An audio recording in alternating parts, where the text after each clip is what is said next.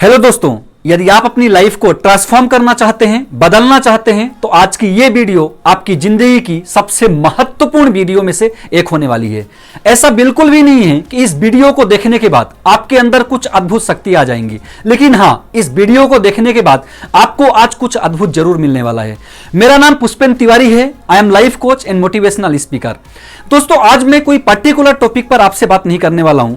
आज मैं ना भगवान के बारे में, ना अवतार के बारे में, बल्कि एक ऐसे महान व्यक्ति के महान व्यक्तित्व के बारे में आज मैं आपको बताने के लिए जा रहा हूं, जिसको सुनने के बाद यदि आप अपनी जिंदगी में उसे अपनाते हैं तो आप अपनी लाइफ में सफल हो सकते हैं। और मैं चाहता भी हूं कि इनके बारे में मैं आपको बताऊं, क्योंकि इनको देखने में वो सब कुछ मिलता है जो एक इंसान को अपने जीवन में आगे बढ़ने के लिए चाहिए। दोस्तों, दुनिया में ऐसे बहुत कम लोग होते हैं जो किसी भी परिस्थिति में वैसे ही रहते हैं जैसे वो एक्चुअल में हैं। राम जी का जीवन भी कुछ ऐसा ही था। उनके जीवन में अनेक घटनाएं घटित हुई, कई परिस्थितियां आई, लेकिन कोई भी घटना, कोई भी परिस्थिति उन्हें चेंज नहीं कर पाई। यदि उनके पूरे जीवन को देखें तो उनका पूरा जीवन एक डिजास्टर था, जिसमें दुर्घटनाओं का एक निरंतर सिलसिला था। यदि इनके जीवन का एक दृश्य देखें, उनका जन्म एक राजघराने में होता है, एक भावी राजा के रूप में उनका राज्याभिषेक होता है, लेकिन राज परिवार में एक दुर्भाग्य का समय आता है और इसी के चलते उन्हें 14 वर्ष का वनवास भी मिलता है। दोस्तों, विधि का विधान देखिए कि वनवास से ही माता सीता का अपहरण कर लिया जाता है। कोई निर्बल, कोई दुर्बल व्यक्ति नहीं, महाबली रावण के साथ राम को युद्ध भी करना पड़ता है, लेकिन कुछ राजनीतिक कारणों के लिए फिर से राम जी को, माता सीता को वनवास भेजना पड़ता है। दोस्तों, यहीं पर ही नहीं, दुर्भाग्य देखिए कि एक पिता को अपने बेटों के साथ ही युद्ध करना पड़ा और अंत में माता ने इनको देखा भी नहीं और अपने शरीर को त्याग दिया। दोस्तों, यहां पर एक सवाल मैं आपसे पूछना चाहता हूं कि आप इसे सफल जीवन कहेंगे? मेरा मानना है बिल्कुल भी नहीं। फिर भी हम इनके सामने सिर झुकाते हैं। सो एक असफल व्यक्ति के सामने हम सिर क्यों झुकाते हैं? दोस्तों, हम सिर इसलिए नहीं झुकाते हैं कि वो बहुत सफल हैं। हम सिर इसलिए झुकाते हैं, उनके जीवन में चाहे जो भी घटनाएं हुई हो, लेकिन उन्होंने कभी गुस्सा नहीं किया, कभी भी किसी से उन्होंने नफरत नहीं किया, किसी भी परिस्थिति में उन्होंने अपना संयम नहीं खोया, कभी भी अपने सिद्धांतों और अपने मूल्यों का त्याग नहीं किया। जीवन का 100% उन्होंने संतुलन बनाए रखा। उनके जीवन में मुसीबतें बराबर आती रही, फिर भी वो स्थिर रहे, परिस्थितियों से अछूते रहे।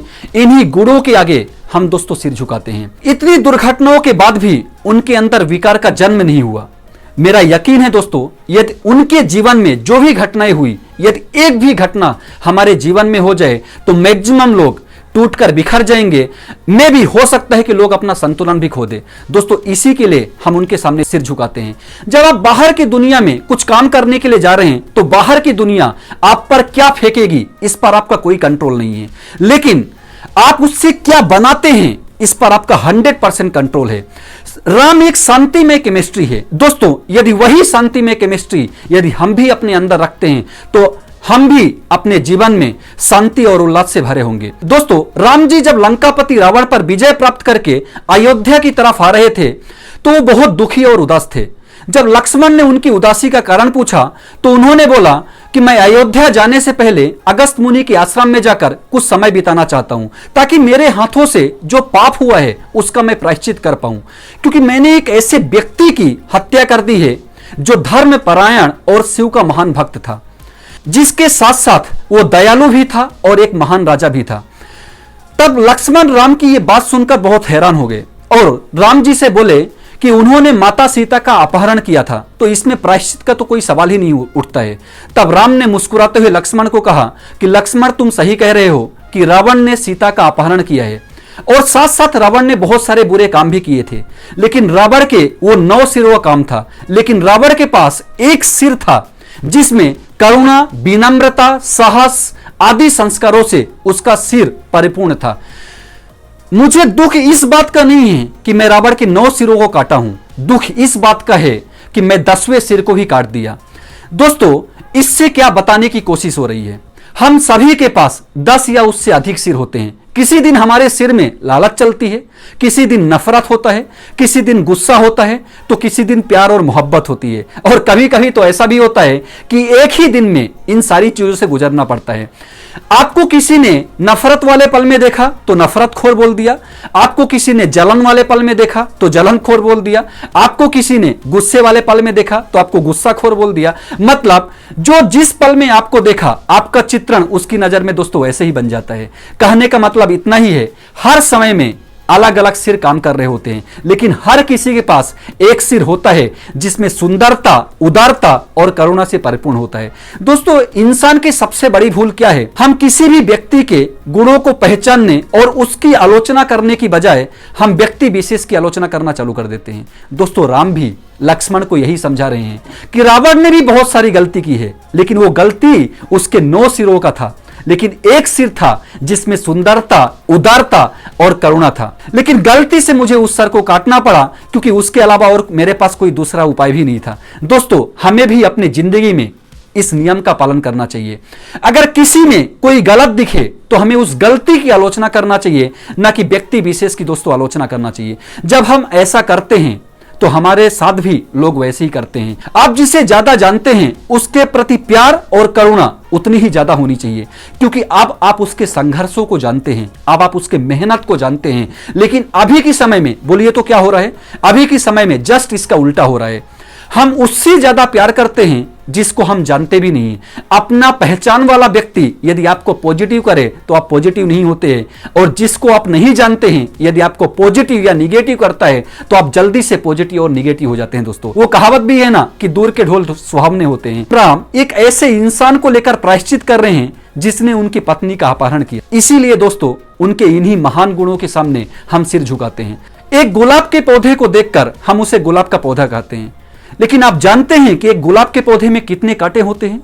गुलाब एक ही होता है, लेकिन उसमें 1000 कांटे होते हैं, फिर भी हम उसे गुलाब का पौधा कहते हैं। दोस्तों, आम के पेड़ में आम ज्यादा होते हैं कि पत्ते ज्यादा होते हैं? ऑब्वियसली पत्ते ज्यादा होते हैं, लेकिन हम उसे पत्तों का पेड़ नहीं कहते हैं, हम उसे आम का पेड़ कहते हैं। क्यों? क्योंकि हम मिठास को पसंद करते हैं, हम मिठास को पहचानते हैं। दोस्तों, यही चीज क्या हम इंसानों के अंदर नहीं देख सकते? आपके आसपास रहने वाले, आपके साथ रोजमर्रा की जिंदगी में काम करने वाले लोगों में क्या मिठास की एक बूंद भी नहीं है? दोस्तों, है, बस उसे पहचानना है। क्योंकि जब दूसरे के अंदर आप मिठास पहचानना चालू कर देते हैं तो लोग भी आपके अंदर मिठास पहचानना चालू कर देते हैं। जब आप दूसरे के भीतर बुराई देखना चालू कर देते हैं तो आपके भीतर भी वही बुराई झलकने लगती है। इसका अर्थ बिल्कुल ये नहीं है कि हमें हर चीज से नजर फेर लेना चाहिए। दोस्तों, हम पेड़ पर पत्ते देखते हैं, गुलाब पर कांटे देखते हैं, लेकिन हम पहचान किसको देते हैं? फूल और फल को। दोस्तों, यदि राम जी के संपूर्ण जीवन को देखें तो आज के जीवन में हम क्या सीखकर, हम क्या अपनाकर आगे बढ़ सकते हैं? हमें अपने जीवन में सफलता पाने के लिए, अपने जिंदगी में विजय को हासिल करने के लिए सहनशीलता का गुण होना बहुत जरूरी है। कठिन परिश्रम करने के साथ साथ धैर्यता का गुण होना बहुत जरूरी है। विनम्रता होना चाहिए। वचनबद्धता यदि हमारे अंदर है तो हम अपने सपनों तक बहुत जल्दी पहुंच सकते हैं। एक लीडरशिप क्वालिटी, बेहतर प्रबंधक, और साथ साथ सबसे बड़ा जो गुण था वो था दोस्तों आज्ञाकारी। कहीं पर भी अपनी लाइफ में उन्होंने किसी की, अपने से बड़ों की आज्ञा का अवहेलना नहीं किया। दोस्तों, यदि हम अपनी जिंदगी में ओबीडियंट का गुण, आज्ञाकारी का गुण अपनाते हैं तो दोस्तों हम जरूर अपने जीवन में सफल हो सकते हैं। जिंदगी में कभी हार ना मानने वाला गुण, ये डेफिनेटली ये बहुत बड़ा गुण है दोस्तों। कभी हार ना मानने वाला, नेवर गिव अप, ये गुण हमारे अंदर होना चाहिए। हमारे आसपास के लोग, हमारे बड़े लोग, हमारे दोस्तों को हमें अपनी जिंदगी में महत्व देना चाहिए। दोस्तों, लगभग एक मानवीय जीवन में सफलता को हासिल करने के लिए जिन जिन गुणों की जरूरत होती है वो सारे गुण राम जी के अंदर विद्यमान थे। दोस्तों, मेरा इतना ही कहना है आज इस वीडियो के माध्यम से, यदि इन्हीं गुणों को हम अपनी जिंदगी में अपनाते हैं तो हम अपनी जिंदगी में सक्सेस को अचीव कर सकते हैं।